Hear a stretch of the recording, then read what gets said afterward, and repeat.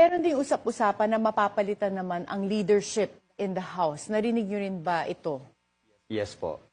So bakit naman papalitan si House Speaker Martin Romualdez?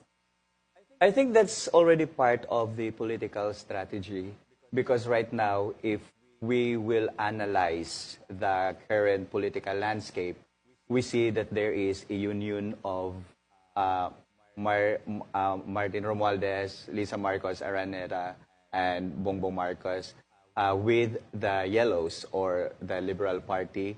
So they are doing the add and subtract strategy, and the other political group is doing the alliance thing. So maybe there's a bigger plan on that aspect.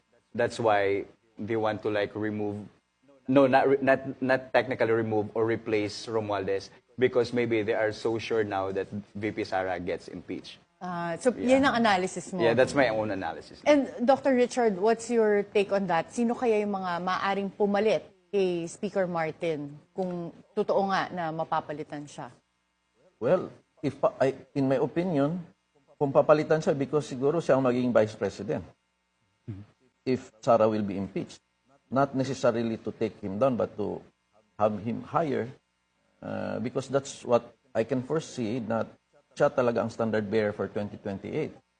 And just my opinion, na mababat lang talaga siya sa ratings. So, possibly, kaya kailangan ma-impeach si Sara at malagyan ng cannot run for office anymore, then, pero the problem there is, mahina pa rin siya eh.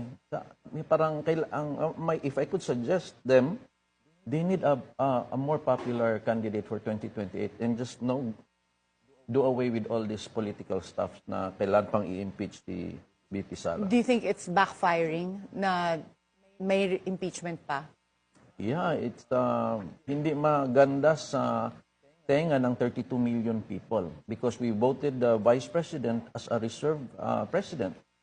And God forbids may mangyari sa President natin, sino yung uupo doon na taong hindi namin binoto? That's unfair. So kaya nasasaktan ang mga tao. Dahil binoto ng tao yan, huwag niyong galawin yan.